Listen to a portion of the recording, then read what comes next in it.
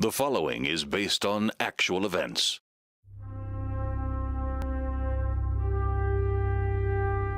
There was a time before iPods, when the local radio personality reigned supreme.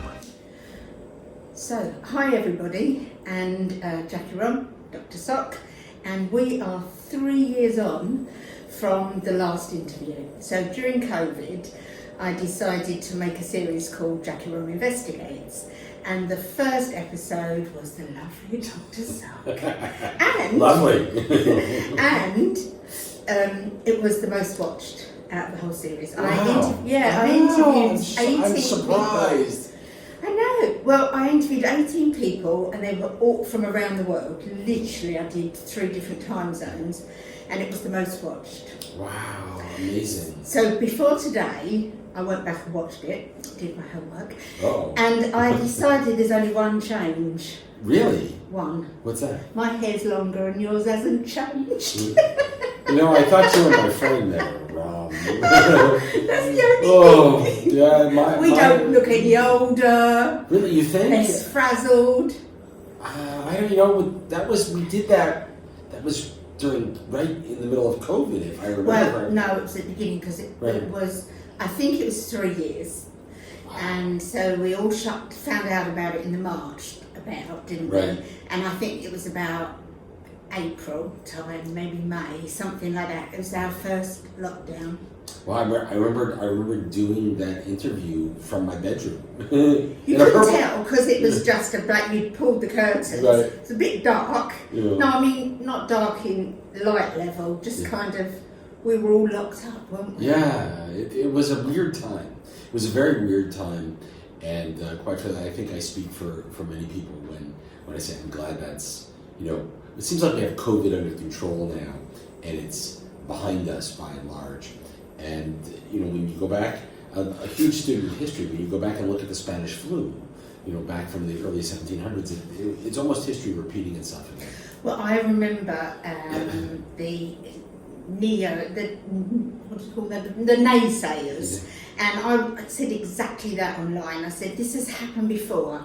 We've never worn masks. Oh yes, we have. And I found pictures. Oh yeah. Wearing masks and using gas canisters to try and, I don't know. Well, you know what the difference now? Technology. Yeah, the technology has changed so much that communication is so much faster now that, back then the science wasn't as far advanced, so we didn't know, and news traveled so much slower than it does today. It's instant today. Yeah, very much so. Very much so. So I think that's the big difference. I do think, though, that in the middle of it, I kept thinking we're part of history. History will tell. We'll be part of that, of a major story in history. Yeah, without a doubt. Without a doubt. Maybe our interview, Jacky, will be historical. You never know. When you were at school, did you used to make a time machine and bury them? Yeah. I just thought of that. I remember doing this when I was very, very young, in grade school.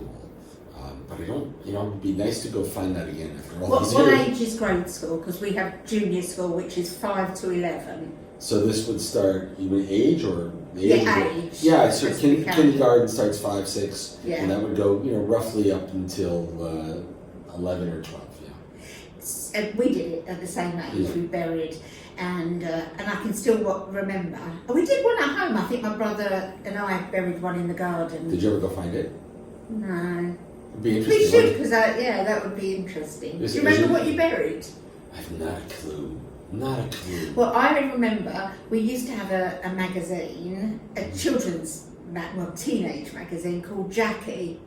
And my dad thought it was really funny to buy this magazine all the time for me. And I buried a copy of the Jacky magazine, which now would have, you're talking about the 1960s, and it's history now. Right. So it's a shame I Really? don't know where it was. So now, do you remember which house it was at? Yes. So you should go back and Yes. dig it up. It was bought. This house was bought by a famous footballer, a soccer player, and I think it's been sold. But yeah, and I can't remember. Maybe I'll have to ask my brother.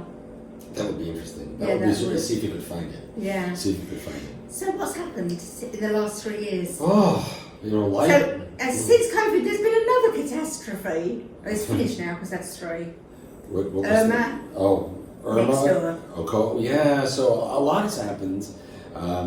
See, just about a month and a half, about the end of January of 2023, the facility, the restaurant, the business next door to Island 92 was destroyed by fire. Our building, which was directly adjacent, all of the gear on the side of the building, all of our cabling from our data center up to the roof on the building, all of our antennas on the roof, all of the climate control systems on the side of the building, all completely destroyed. And we had about a inch of water throughout all of the studios. Our data center itself looked like somebody had taken a misting bottle and just misted both racks of equipment. So that was just not a fun experience, and we're probably about 75% rebuilt. Only off the air checking for 4 days. Yeah, so pretty amazing stuff. We did pretty dramatic recovery. Do you think after Irma and then COVID and this the 3rd, do you think that you've kind of you just deal with things now? Well, I think to a certain degree, Grandpa Soc and my father, may they both rest in peace. They both used to talk about something called intestinal fortitude, guts. And when you go through all of these types of experiences, You just got to learn. yeah, I think you develop guts. You develop the mentality that says, I'm going to reach down, grab myself by the bootstraps, and just do whatever needs to be done to make things work. Do you think that's age as well? I don't know. Speak for yourself. I'm not. I'm teasing you. Because I'm older. No, I think to a certain degree, Jackie, as we get older, we become more seasoned, we become less reactive, we become more thoughtful. I think wisdom sets in a little bit. Not that I'm wise, but I think your life's experiences change how you react and how you deal with things. Totally agree. What do you find is the most fun part about owning and running a radio station in the Caribbean? The most about the radio or living here? No, radio station. What's the most fun part? Well, radio in lots of the world, is considered old technology. It's not something that is huge and paramount in a lot of people's lives. People get into their vehicles, they drive, they stream their music, they play their own music from their phone. But you have something special here. Yeah, and so I think that's where I'm headed with this, though. Yeah. So there's that, how the world has changed. Even like when I was a kid growing up, you wanted to find out what was happening locally. You turned on local television, mm-hmm. And we don't really have local television by and large here in San Francisco. Everything is satellite television that comes in from elsewhere. So when people want to hear what's going on, they turn on local radio, and that's special. And of course, we do all the streaming stuff and all that kind of stuff. But with listeners around the world, we must have close to 500,000 followers around the world between all the social media platforms, our own websites. And we certainly do close to, 40,000, 50,000 hours a month of people listening from all over the world. But I think the thing that's the most fun, right, is that people actually listen. You get that feedback. And they join in. Yeah, well, for sure. Yes, I come in on a Tuesday when I'm here, mm-hmm. And where are we now? Are we Thursday? This is Thursday. I can't tell you how many people already this week have stopped me and went, I really enjoyed the show. Oh, see. So people that haven't listened in, it's a bit brother and sister relationship on the show because he tells me off or mutes me. And you deserve it. And we're teasing each other, but the listeners love it. Well, and the funny part is, I think, we're friends, right? Yeah, and that comes across. It's real. Yeah. And, when I first started in radio 15, 16 years ago, you know, one of the things they said to me is, smile. I'm like, nobody can see. It was even before, even before, we didn't have really web. Now there's cameras in the studio. It's more like television and radio. And who wants to look at this mug? I have a face for radio, right? But they said to me, smile. And I said, but why? I said, because it comes through. It comes through in the voice. It comes through in your tone, your demeanor, and how you're perceived on the air, even if it's only, you know, the vocal side of it without the picture. So I think one of the things that I enjoy the most is being able to impact people and make a difference and change people's lives. A lot of the shops and businesses here play the radio all the time. So when I'm shopping, I've just been to a shop called Green Market, and they play it all the time. Awesome. And of course, I'd really like to be in there at the same time as I'm talking here, because that would just tickle me. And the mailbox, they play it all the time. So there's quite a few places. But making people smile, which is what we do, is you can't really explain that, can you? No, and the feeling that goes with it, the satisfaction that goes with it, knowing that you're making a difference in how people feel, how their day goes. That's by far, I think, one of the most enjoyable parts of the job. And the first time we chatted, we talked about how you got here. So anybody who doesn't know, you need to go to episode 1 to hear the story of your journey. Please don't make me talk about myself again. No, you've got to talk about yourself, but you can go back and listen to the story. But it was a fluke, really. Yeah, it all happened by accident. But one of the things you skipped over, you said, on my first day on air, I kind of started to learn the job. But you didn't actually tell us what the first day was like. So,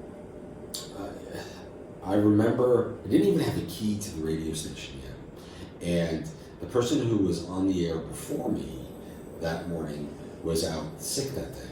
So I got here and the door was locked. Did you know what to do with anything? Basically what I did when I came down about a month before I was going to start on the air. And I spent a month watching. Just doing nothing but watching. I did some voiceover work and commercials, and I just spent time watching, you know, how the technology worked, how the board worked, you know, and getting into the rhythm. Because, you know, like in radio or in television, right, we say things that we would never say in real life. I mean, have you ever said in real life, Jackie, I'll be right back after these messages? Never, right? So you know, you have to learn to become comfortable with hearing yourself. Not only hearing yourself, but saying things that, you know, almost sound a little odd, almost a little funny. My best bit of the day, and it just makes me laugh, and I've heard it 100 times, is when you leave and Soc has left the building. Soc has left the building, and I laugh every time. How does that make you feel? Or do you just not feel anything now? It's just because it makes me smile. Well, it does. I think the whole design was to. I mean, that's obviously a takeoff on what Elvis Presley, right? So I think to a certain degree, that was, you know, designed to evoke that emotion of Elvis Presley and bring a smile to people's faces, and it works. After all these years, it still works. And the one thing that I think is very different from a lot of radio stations is that you bring in just regular people. So it's not always people that want to advertise something or are here to sell something. Just holidaymakers. I've been here many times when somebody just comes in and just talks about, oh, they're here for a week. And what are they doing? And what they have fun doing, right? You know, for me... Have you always done that? Yeah. Or has it evolved? Well, I think it's evolved over the years insofar as that we have lots of people that now come and do it once and have a good time and come back year after year. Or my very good friend Captain Vinny, who wasn't here this past season, you know, he'll come in and spend every morning with me and just play co-host. You know, it's fun. But I think to a certain degree, you know, it was always part of what we do at Heartland 92, right from the very, very early days. The station's about 20 years old. little more than 20 years old. I'm here almost 16 years. Not quite. Was it always a rock station? Oh, it's always classic rock. It's in our bones. It's in our blood. You know, we would say rock, blues, and good time music because rock and roll. Then you can deviate. Well, rock and roll, blues, kind of divide themselves in the good time music. You know, if it makes us smile and we like it, we play it. If we don't, we don't. And if we have a reason to play it, then we play it. And if we don't have a reason, we don't play it. That's really what it's about. The first time I heard the song "It's Got to Be 5 O'Clock Somewhere" is here. Really? Never heard Wow. it before. But we didn't, obviously, that far away in the UK, we don't know who Jimmy Buffett is, which is a real shame because this song now, I just want to wind down the windows and just sing with it. And there aren't many songs that do that to me personally. And we're that song thankful and I don't even drink. Well, we prefer that you put the windows up. What, when I'm singing? Right, so we don't have to listen. Can you sing? Oh, God, no. And Not at that's why all. you're on the radio. Not at all. I am 100% tone deaf. Although my good friends Cliff and Susan Irwin, who often frequent Red I was Can- here. I've met them. Yeah. So Cliff and Susan said, "Hey, listen, if I want to come to Arkansas, they'll bring me into the studio and I can record an EP. They can make me sound good." I don't think it's possible, but you never know. So have you got anything that you would like the station to progress to? Is there anything you've not touched on that you'd like it to do? You know, I think to a certain degree we with the fire, right? We were forced to replace our entire data center. So we've been able to take, a huge leap forward in terms of technology and equipment and I have to ask a question because people may be answering. When you say data set, do you mean all your songs? well, the data center is the room in any business where all the computers live, where all the servers live, where all of the Everything that sends your station out to the world. right, short of the transmitter, which is high atop St. Peter's Hill, where our antenna is, but everything that gets us, all of the computers, all of the digital information and the music, right, all live in that data center. So we've been able to upgrade that significantly.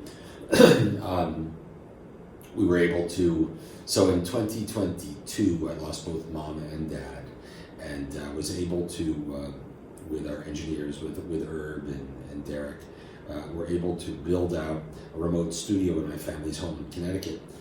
And so now we're going to do the same thing here at my home on St. Martin, so I can look to, maybe do. We're just going to have a visitor any second. Miss Oscar. Miss Oscar, the cat. The studio cat is like sniffing the camera. Wants to be on camera. She's gonna come out. Yeah. Don't knock the camera off the table, Oscar. So we're looking to build the remote studios out. Have one in Connecticut. We have a remote kit where I'm able to go off and do remote broadcasts from clients all over. Haven't you been out this morning somewhere? This was over at Little Europe in Phillipsburg this morning. Tell me why? Or did you just get called out? I don't know. What's Little Europe? Little Europe is the best jewelry store. We're Right. the oldest family-owned jewelry stores, not only on the island but in the region. On Front Street? Right on Front Street. And I've known the family for years and years and years. So every now and then we go off and they're customers, and we did a little bit from Little Europe this morning. That's great. And you win the Heineken Regatta. You do that as well out there. Yeah, we when we have the St. Martin Heineken Regatta every March, we have a crew that's on board. Myself, Kerry Byerly, aboard Billy Bones Boat Charters, one of the boat charter companies. Miss Oscar is going to be on the camera show. She's on that now. And so we'll broadcast the regatta from out in the water. We'll have someone here in the studio. We'll build a remote studio at the Regatta Village. Can you just explain to the world, because there'll be people from all around the world watching, what is Heineken Regatta? So the St. Martin Heineken Regatta is the largest warm water regatta in the world. We just celebrated the 43rd edition of the regatta. Had a little more than 100 boats that come over to compete in a really spectacular sailboat race around the waters of St. Martin. So it was a tremendous experience, and we spent all day. It's all about serious sailing, serious fun. So we spent all day. How long does it go on for? Goes on for 4 days. So we spend all day on the water, and then all night at the serious fun side, the parties. So that's always a ton of fun. And we'll build out a remote studio at the Regatta Village for all the onshore activities. And we get very involved in hosting the prize givings every day, and the grand prize giving in the finale at the end. So it's a ton of fun. It's the largest warm water regatta in the world, and it's 43rd year. And we're just about to come into another celebration because it's carnival time. I know. Because that goes on. In the UK, carnival is one day in every town. Nothing like that here. Well, carnival is a different thing. You know, like in the United States, where I'm from, when we say carnival, we think of almost like a country fair. Yeah, that's it. With rides and tents and games. That's it. Where carnival in the Caribbean is really a huge cultural celebration that Yeah. involves, at least here in St. Martin, there's a big what they call Carnival Village, with all kinds of all the local cuisines set up where you can go and have lunch. There are a number of parades. There are things that happen early morning. There are things that happen in the middle of the day. There's the grand parade that closes off Carnival. So it's a big cultural celebration. And when you say a parade, we often think in North America, and I'm assuming in the UK, to a certain, you think of marching bands and marching down the street in a very orderly fashion. Very different. Not here. Not here. The music is super loud. Unbelievable. The costumes are very flamboyant and very colorful. And how some of them hold these costumes on is incredible. And everybody, it doesn't matter what age either, does it? And the bodies, they're so proud. And sometimes the costumes are very, very small in the amount of fabric, shall we say. Yeah, exactly. And there's all kinds of dancing and carrying on. And it seems to go on for weeks as well, doesn't it? Carnival season typically starts beginning of April and will commence right at the beginning of May. So it lasts almost a whole month. And can you explain, because we've got Carnival Village here, what the... So Carnival Village is where a lot of the entertainment happens, where all the food venues are.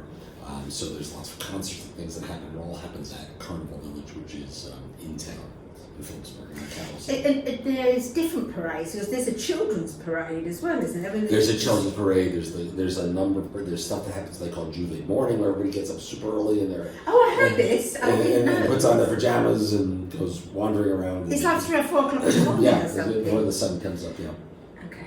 So it's very unique to the Caribbean, and every island celebrates Carnival, and they all celebrate it at a slightly different time, and everyone has their own different I traditions. found out why. Somebody's just told me this. Well, it used to be at the same time, and the islands were kind of competing for tourists. So now they've moved it, so every island is a different time, so the tourists can... Well, and what you'll see happen is a lot of folks that live on one island will come to other islands to enjoy their carnival. Yeah, fantastic. And they're all every carnival is a little different. Everyone is a little different. So apart from Carnival and the regatta, is there anything else on this island that, as a radio station, you always are a part of? Oh, we get very involved with all of the animal charities. We get very involved with all of the high schools. But you've looked after lots of animals, haven't you? How many have you got at the moment? Excuse me? How many animals have you got at the moment? Let's see, there's Shaggy, the chocolate Labrador mix. Yeah. Mocha, who is a beautiful golden retriever, but she's more red. And Super Kitty at home, who he's a blonde. We got him when he was a little kid. So Super Kitty's awesome, but he's almost gonna be 15 now. Oh. And of course Miss Oscar, who lives here on Island. Yeah, Miss Oscar likes to talk. Yeah, she's very talkative. She's very, very talkative. She's very talkative. And you live right on the beach. What does it feel? I don't know if you open curtains or electronically, but when you walk out in the morning into your lounge and you see that view, how do you feel? I get up every morning, I look at the water, I pinch myself to make sure I'm not dreaming, and then I can make the radio. That's the only way I can describe it. It's a grand life. I drive out of my drive and then I stop because I see the ocean and the yachts, and I stop and I have to take a mental picture. Yeah, it's there's something very special about the Caribbean and St. Martin. Absolutely. I don't know about you, but I often get people say to me, "Oh, you're really lucky because we live here." Or I live here part time, and I say it's got nothing to do with luck. It's got nothing to do with luck. I made this happen. Yeah, I made the decision a long time ago that when I turned 40, I was going to retire from career one and go start career two. I had no idea that this would be career two. I had no idea that it would take me to St. Martin. But at the end of the day, this is why my family always came on vacation. I'm like, this would be a nice place to maybe try and figure out where to retire and start career two. And there's been very little retirement on my head. No, you don't stop. No, never. So, how old were you when you said I'm going to retire at 40? I was probably in my early 30s when I And as you got near, like 38, 39, did that become like, oh, I'm not sure if this is going to happen? Or were you all dead, this is what I'm going to do? Oh, no. I mean, I wasn't sure if it was going to happen at 40 or a little before or a little after, but I was going to make it happen, no matter what. I was going to do it. And I'll never forget the day. 9th of June, 2007. Walked into my boss's office and said, "Got to talk." And I was pretty senior in the organization. It was a small company when we had started, and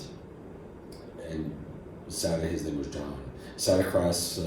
We sat in his office across from each other, and I said, "Well, I just want you to know, on the 7th of July, I'm going to be retiring." And he looked at me with like dead silence, got up, closed his office door, sat back down, and said to me, "Okay, what's really going on? What are you doing?" I said, "Well, I'm moving to the Caribbean. I'm gonna, go host a radio program on a classic rock station." There was silence in the room. And he then said to me, "Growing up, my whole life, my hero had been Spider-Man until now. Now it's you." That's brilliant. Yeah, and there were some scary moments. And like you, I'm pretty type A. I always have to have something to do. Mm-hmm. So I left Pegasystems, my former company, on the 7th of July. And by the 1st of August, I was like, okay, I need to have something. I was bored out of my mind. I did my first consulting gig. And that took me pretty much through probably middle of October. I made probably 3 or 4 trips down to the island bringing stuff down. And then on November 3rd, 2007, made the final trip with Simon and Max, my 2 golden retrievers. And, So you go back every now and then, quite frequently, I like to travel. And when you're away, do you want to be here? It's what I find is there are things that I like to do here, and there are things that I like to do when I'm elsewhere. So it's I think wherever I am, I'm always missing the other places that I spend time. I think to a large part, I'm happiest when I'm here. Life is here. There's stuff to do here. There's only so much time I can spend, up in Connecticut with family and friends before I go. They go to work during the week, and there's only so much shopping, visiting with old friends, and eating food that I can do. Is there anything on the island that you miss? Because I have a couple of things. They're really simple. I miss English sausages when I'm here, and English crumpets. Well, crumpets I bring with me, but they're just simple. 2 different foods from home. Is there anything that you can't get that you miss? Or food-wise? Yeah. I miss real good New York bagels.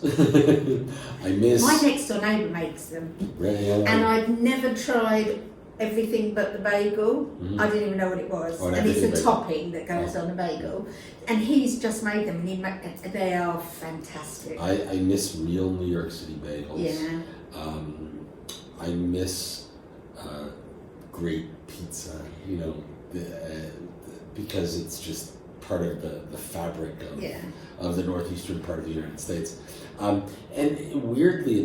oddly enough, when I lived in the U.S. all the time, I would never frequent a fast food restaurant. I would never go to, just wouldn't, right? I find that when I'm up north now, or in a city, that I enjoy, fast food. So it's what horrible. would you choose? What I love to do is I love to go to fast food's probably the wrong thing, but the chain restaurants. Mm-hmm. I love to. I was in Miami not too long ago. I went to P.F. Chang's, just because I was dying. I craved. I've told you before, I love Denny's. Yeah, I don't understand. No, any American doesn't understand why I like it, but to me it's like the epitome of the American for sure. diner. So. I heard you said Denny's. I heard interesting story. I don't know if I told this when you were on the air. Doesn't matter. Tell everyone. I don't know if I told this to you or not. So I had I always watch the New York news, the New York City news, because it's next to Connecticut. It's the same stuff that we would get when I was at home. So they were talking about someone in New York City had ordered a grilled cheese sandwich. That's like the big thing, gourmet grilled cheese sandwiches. And ordering it and having it delivered in New York City. And I forget the name of the restaurant that they ordered it from. And they're like, oh, that was so good. They loved it so much. And they Googled the name and said, rather than have it delivered, let's go there. And they went to go look up the restaurant. And they found out that it's what's called the Ghost Kitchen. Was Denny's. And it was their branding arm to make grilled cheese sandwiches for delivery. Gourmet. But I think that's part of what COVID did. It made us be inventive. I remember for sure. One of the things that was hard for you during the COVID is that all the local businesses lost money, and so your radio station survives on advertising, and everything went down by 70%. How long did it take to come back again? Or did it come back? I would say that we're probably still down 20% from where we should be pre-COVID, maybe 30% pre-COVID. So it's still needs to go up. Yeah, it's still a challenge. It's still a challenge, and I think one of the things that we had done, our business model had changed so much over the years that we became less seasonal and more all the time, right? Kind of by design. It was the method. So is that because you have less to do monthly? Well, no, it really was that, listen, we have to be on the air 365 days a year, so it doesn't make a difference to me whether or not it's high season or low season. Gotcha. I need advertisers 12 months a year to make it work. And so we spent a lot of time, and our tourism has, I think, changed to a certain degree, certainly pre-COVID, where the only real slow, dead times are September and October because it's the height of hurricane season. And by the way, if we don't have a storm, it's actually fantastic weather here in September and October, and we still have people that come to visit. So, we spent a lot of time converting and changing the business model to be annual, if you will, in how we work with our customers. And then COVID happened, right? And things became, dropped to zero, and things became very seasonal and very choppy again. And people revert back to their old seasonal tricks. And it doesn't change the fact that we still have to stay on the air, 365, regardless of whether or not it's September or January. Yeah, it doesn't matter. So it's. I think we've got some growing pains. I know during COVID you were attending government meetings and then kind of telling everybody you were like a middleman for us. Do you still deal with the tourism section? There's a reason I'm asking, is the tourism. Do you have any contact with the tourism section? Of the government? Sure, yes. all the time. Can I ask a favour, please? What you need? I need a direct flight from London here. I don't understand why there's no direct flight.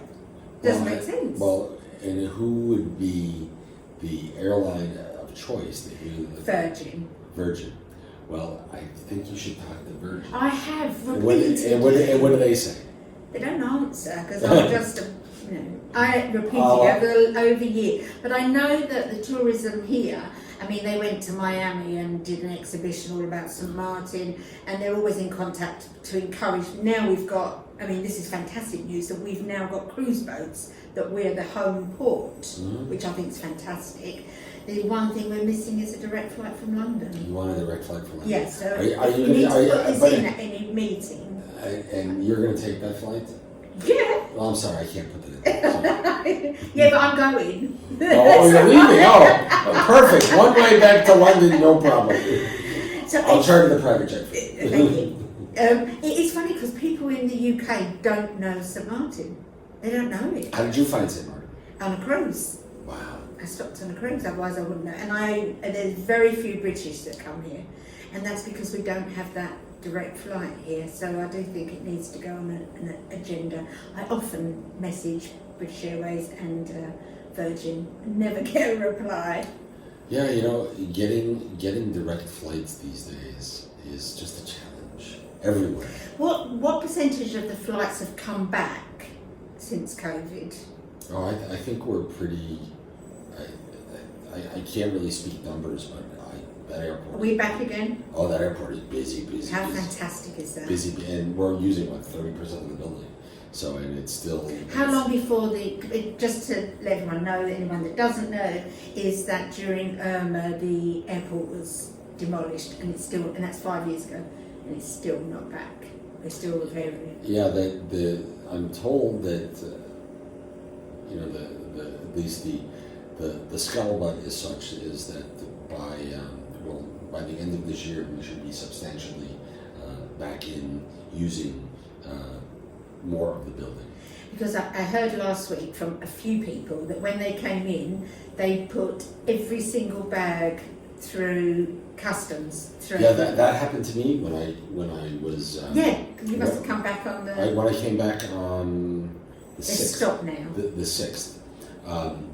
And customs at random will decide that they're going to scan every inbound bag. And so Air France had come in. That's it. Air France had come in, Miami had come in, an American, and JetBlue had come in from New York. Yeah. 3 pretty 2 hours. full planes, and there's one baggage claim. That's it. In the arrivals hall right now, and then to exit, there's one scanner that everybody has to go through to leave the building, and it was a pretty horrible experience, and I'm not done with this story yet. I mean, I'm not done with how I'm going to handle it yet because it just doesn't make sense. There's other ways from a security perspective other than scanning every bag. Exactly. To be able to everybody keep things safe. There's tons of technology out there. We just don't have it. So anybody that's stumbled onto this that has no idea really what we're talking about, we are on the Dutch and French island called St. Martin. We're on the Dutch side, and it's the only Caribbean island that's shared between 2 countries with no borders. And it's actually, there's a border. There's just no. You just drive across the border. Yeah. And it's the smallest landmass in the world. It's shared by two countries, both the French and the Dutch. And Jeff here, Dr Soc, is the DJ on island92.com, which is the rock and roll station of the Caribbean. And if you're here on Island, you can get us 91.9 FM or online, island92.com, to listen live. Always fun. And I just want to say thank you. Oh, thank you. I want to say thank you to everybody for listening in, for joining in on a Tuesday or any other day, but when I'm here, everybody joins in, and I love it. I love being here. Thank you for chatting once again, and although I'll be here for more Tuesdays, we'll catch up again in a couple of years' time, see what's happened next. I look forward to it. Thank you, my friend. Take care of yourself. From high atop St. Peter's Hill, PJI 1, 91.9 FM, St. Martin. And from the west end of Anguilla, Zedron 105.1 FM. Island Radio is a service of Carib Broadcasting. Ladies and gentlemen, Soc has left the building.